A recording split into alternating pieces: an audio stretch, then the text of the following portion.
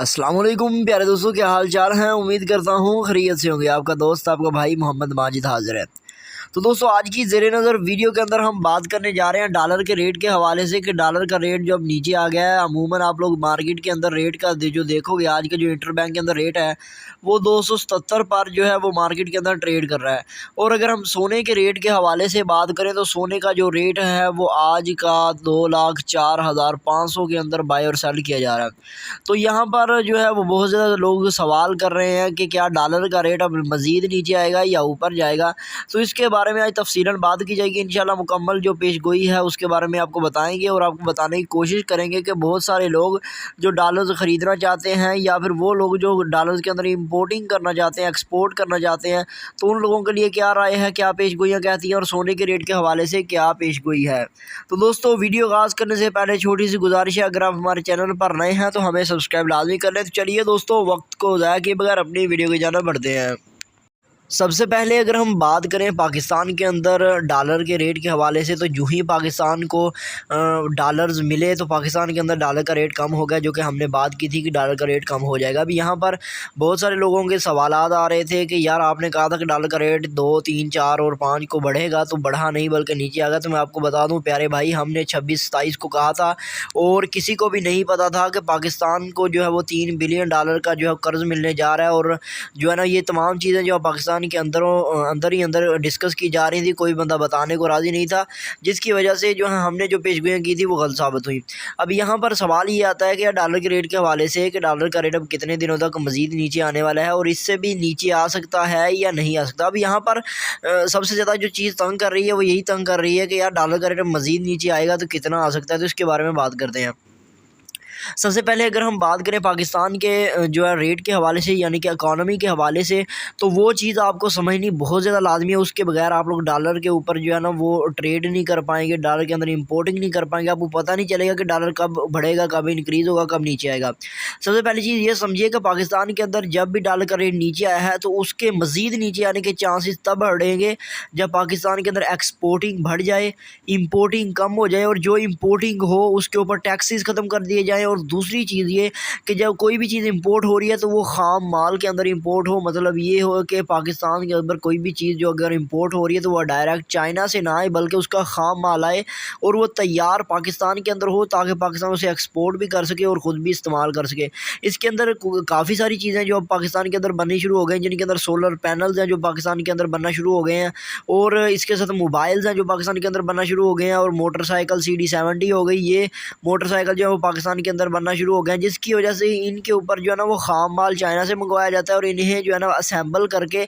इन्हें जोड़ कर जो है वो पाकिस्तान के अंदर इसे एक्सपोर्ट किया जाता है। जिससे फ़ायदा ये होता है कि पाकिस्तान के अंदर जो है ना वो ख़ाम माल आता है जो कि सस्ता पड़ता है, क्योंकि कोई भी चीज़ आप बल्क क्वांटिटी के अंदर ख़रीदते हैं ना, कोई भी चीज़ चाइना से ख़रीदोगे, जो चीज़ आप पाकिस्तान के अंदर आपको जो है ना वो 50 रुपये की चाइना से शिप करवा के पड़ रही है, अगर वो उसका सामान आप मंगवाओगे तो वो आपको जो है ना 10 रुपये के अंदर पड़ेगा। आप जब उसे जोड़ोगे तो वो आपको 20 या 30 रुपये के अंदर पड़ेगी, यानी कि 20 रुपये का सस्ता होगा।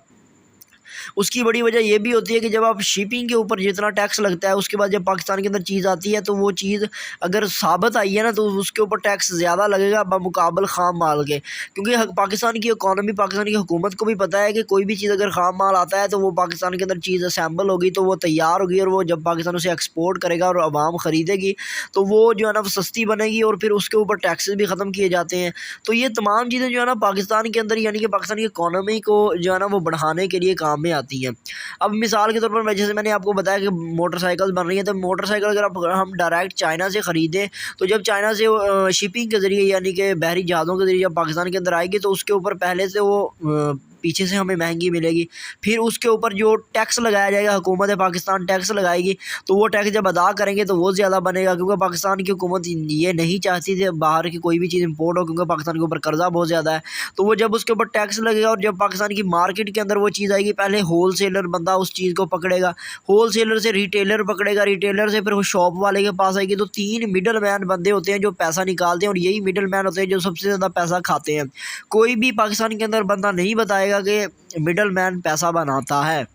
ये बात याद रखिएगा। अभी यहाँ पर थोड़ा सा मैं आपको बताता चलूँ कि मिडल मैन किस तरीके से पैसा निकालता है, और इसके जो है ना वो पाकिस्तान के अंदर ये चीज़ बहुत ज़्यादा आम है, बाहर की कंट्री के अंदर ये चीज़ क्यों कम है, इसके बारे में थोड़ी सी बात करते हैं ताकि आपको पता चल जाए कि पाकिस्तान के अंदर और दूसरे ममालिक के अंदर क्या फ़र्क है। और यही चीज़ है जो पाकिस्तान के अंदर गरीब आवाम को चूस रही है, ये कह लो कि गरीब से गरीब तर कर रही है। अब आप कोई भी चीज़ जो चाइना से इंपोर्ट करते हो, मिसाल के तौर पर वो आपको पाकिस्तान के अंदर आकर पर जो है ना वो 5 रुपए की पड़ गई, मतलब टैक्सेस वगैरह क्लियर करने के बाद 5 रुपए की पड़ गई। अब जब आप कोई भी बंदा उसे बेचेगा तो वो शॉपकीपर है वो उसे 10 रुपए की बेचेगा। लेकिन यहाँ पर जो है ना वो डायरेक्ट शॉपकीपर के पास नहीं पहुँचती, वो क्या होता है कि होलसेलर उसे उठाता है, होलसेलर उसे उठाएगा, होलसेलर से रिटेलर लेगा, रिटेलर से शॉपकीपर के पास आएगी, तो वही चीज़ जो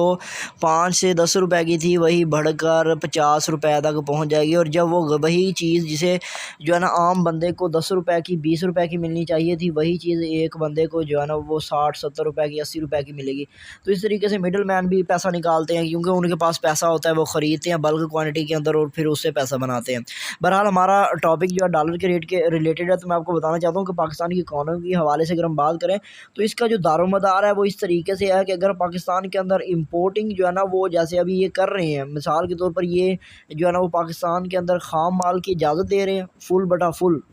आप खाम माल लाओ, ये टैक्सेस क्लियर कर रहे हैं। इन्होंने बंदरगाहों के ऊपर मुकम्मल टैक्सेस ख़त्म कर दिए हैं कि इंपोर्ट करो खाम माल को जितना चाहो करो, लेकिन अगर कोई भी चीज़ आप चाइना से डायरेक्ट मंगवाओगे तो उसके ऊपर आपको ये टैक्स देना पड़ेगा जो अच्छा खासा, यानी कि इसकी कसर जो है ना खाम माल की ये उधर से ले रहे हैं। अब यहाँ पर होगा ये कि अगर इन्होंने जो $3 बिलियन का कर्ज़ मिला है, अगर पाकिस्तान को इसने स्टेबलाइज़ करने के लिए, नौजवान नस्ल को बढ़ाने के लिए और पाकिस्तान की तरक्की के लिए लगाए गए, तो पाकिस्तान के अंदर डॉलर का रेट इससे भी जो है ना नीचे आ सकता है। लेकिन जो हालत नज़र आ रही है, क्योंकि पाकिस्तान के अंदर सियासत गर्म चल रही है और हर बंदे को पता है कि नून लीग की हुकूमत आगे नहीं आनी, और पीटीआई वालों को पता है कि अगर वोट पड़ गए तो हमारी हुकूमत आनी। अब इसी चक्कर के अंदर होगा ये कि जो नून लीग वाले हैं वो कोशिश करेंगे कि जितना पैसा हो सके हर सियासतदान के अंदर, एमएनए एमपी से लेकर हर बंदा पैसा कहेगा कि मेरे पास खींचा है, मैं इसे अपनी पॉकेट के अंदर डालूं, क्योंकि वोट जब डलने हैं तो पैसों की ज़रूरत पड़ती है। हर बंदा पाकिस्तान के अंदर चोर है, सीधी सी बात है, छोटे बंदे से लेकर ऊपर वाले बंदे तक हर बंदा कहता है कि जब वोट पड़ने लगे हैं तो 500,000 का वोट बेचो,